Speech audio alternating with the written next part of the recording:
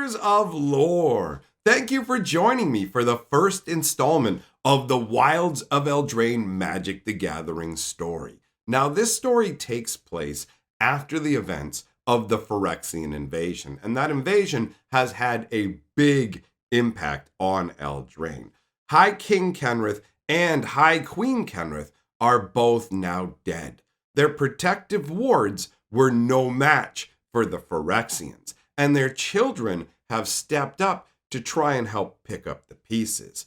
Will has stepped into the role of being the new High King. However, there is some difficulty as some people aren't accepting him due to his youth and inexperience, so they're calling him the Boy King. Some of the knights that were in the service of the Kenriths have gone rogue, and one of them has actually become a mercenary leader who wields a gigantic, massive hammer. Once a knight who served under the Kenriths, now standing to make her own kingdom. And she was an impressive individual. She had actually lost one of her arms battling the Phyrexians, and it had been replaced with a wooden arm that bore strange fey enchantments. And no one really knew exactly how Imodane had come across this wooden arm.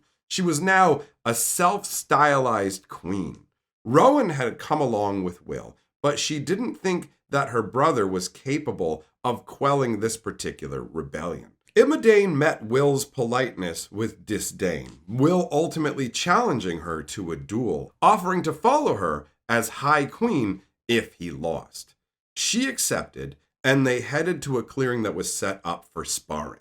Imodane wasted no time, immediately hefting her great warhammer and rushing Will. For his part, he used his magic to coat the ground with ice, and Imodane immediately fell down in a comical way. Even her own followers were snickering. Now, this caused her rage to boil over, and her great hammer blazed with fire, melting the ice. She got to her feet, swings back her hammer, and drives a huge blow down towards Will that he barely ended up dodging. But that ends up leaving him off balance, and Imodane manages to bring the hammer back impossibly fast, ready to swing it down again. And at this point, fear and terror are flowing through Rowan. She couldn't lose Will. She had just lost her parents. Without realizing what she was doing, she let loose an elemental blast. Lightning blinded everyone momentarily, and everyone there was driven to their knees by a massive thunderclap. When they all got to their feet and blinked sight back into their eyes, they realized that Rowan had just sheared a mountain in half. The rage and sorrow over losing her parents had manifested itself as a world-shaking blast of lightning.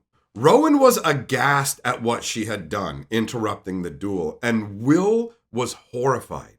"What have you done?" Rowan's mind raced. She couldn't think straight.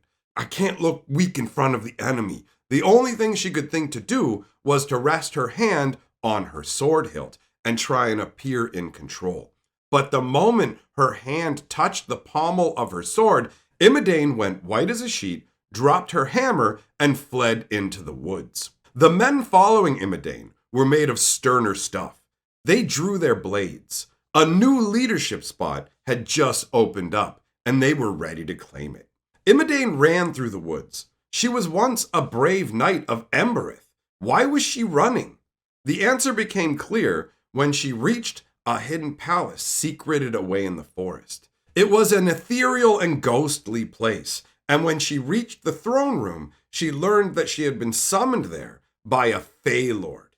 She fell to her knees, and she heard a voice say, "Would-be queen, are you of pure heart?"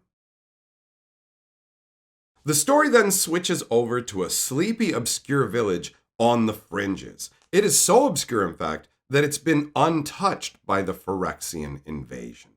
A 16-year-old boy named Kellen is being tended to by his parents. He's just come home, bloodied and bruised.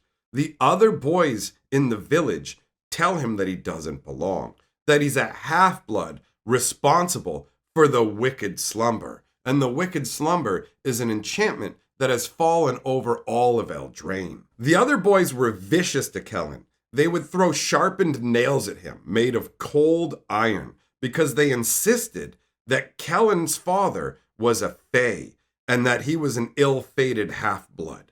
And deep inside, Kellen feared it was true. The others looked at the woods with fear. Kellen felt the woods calling to him, and he longed to answer that call. The story then switches to Castle Vantris, and this is the new base of operations for the Kenriths. Ardenvale had been burnt to the ground and was a complete wreck. Will was currently buried under royal duties. Alliances, taxes, agriculture, trade, these all had to be monitored and tended to for the good of the people. It tore Rowan apart to see how haggard Will was from the constant strain of this all. She interrupted his work. "We need to leave." But Will was not having it. "Our people need us, Rowan." Rowan shot back, "You're exhausted. You haven't slept in 2 days." But Will cut her off. "You've put me in a terrible position. The nobles are calling me a coward who lets his sister fight his battles. You have to learn to control yourself." Rowan felt irritation, and literal pain spiked in Rowan's head, adding to her agitation and making her anger flare. This was becoming more common for her, and the pain clouded her judgment. She spat at Will. "You aren't even High King. You never quested to claim the title. You just said you were, and you aren't suited to be the High King." She regretted the words as soon as they left her mouth. The biggest problem facing Will's realm was the wicked slumber. Nothing could awake its victims, not even true love's kiss, which is a very potent magic on Eldraine. The smartest minds of Castle Vantris had not been able to figure it out, so Rowan wanted to seek help from other planes of existence, but Will was against it. Unfortunately for him, Rowan and Will shared a singular planeswalker spark, so she could actually technically take him against his will, and that's fully what she intended to do. But when she tried to reach down into the spark and planeswalk, nothing happened. Where the twins' shared spark had once resided, there now lay an empty void of nothingness. This ended up being too much for Rowan to handle, so she decided to set out on her own. She would let Will play at being High King, while she did things her own way. The story then returns to Kellen as he's racing home with his sheepdog from the fields, when abruptly a doorway of ethereal stone appears before him. Kellen's mother had told him many stories, so he knew what the door was, an invitation to speak with the High Fae. He wondered excitedly to himself, did my father create this? Kellen knew his mother was on the way to meet him as she did every night, so he raced to the door so she would have no chance to stop him before he went in. As soon as he took his first step through, a great gust of wind tumbled him all the way through and left him sprawled on the silvered grass. The land around him was a wonder. The trees had jeweled fruits. Giant houses and miniature castles lay all about the place. Then he saw the ephemeral staircase leading upwards to a throne. Atop that throne was a being of unearthly beauty. Looking at them, Kellen's mouth ran dry. He heard a voice speak. "Brave one, are you true of heart?" Kellen whipped his eyes downward. The stories always said to avoid looking at the Fae directly. He answered back, "I don't know. Might be nice to be a hero." The Fae sighed. "Terrible answer. Are you truly your father's son?" Kellen's face lit with excitement. "So it's true? I am half Fae? You knew my dad?" He moved to rush forwards, but was stopped as the roses around him reached up to lash him into place. Kellen realized he needed to show more respect, so he tried to kneel. "Your Majesty." The voice responded, "Call me Lord Talion." Kellen responded, "Lord Talion, do you know my father?" Talion gave Kellen a level look. Nothing is free from the Fae.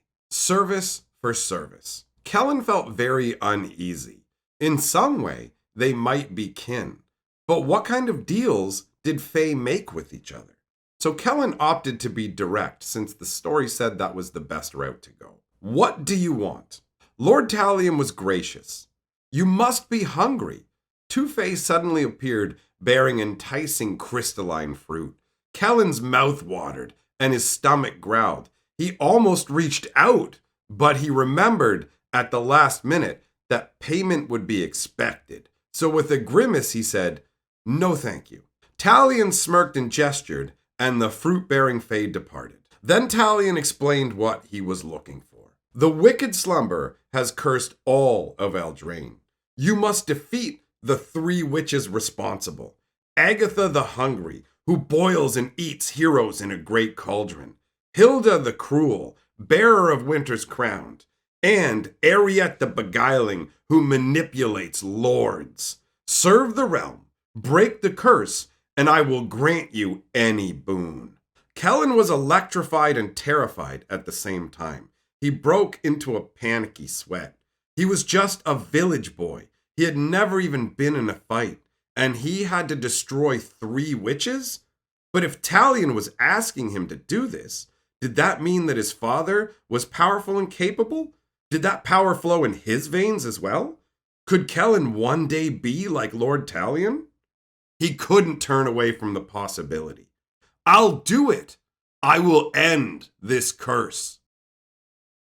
And that ends the first installment of the Wilds of Eldraine story. There is a lot of potential here. I've got some theories about what's going to happen. I'm not going to let you guys know. You let me know in the comments, and we'll discover together as we go along. A big thank you to all the channel's members and patrons for supporting the channel. If you like what we're doing here, you can support us by joining the membership or by joining the Patreon. Thanks for stopping by. I'll see you all for the next lore video. And in the meantime, remember, my friends, lore is life.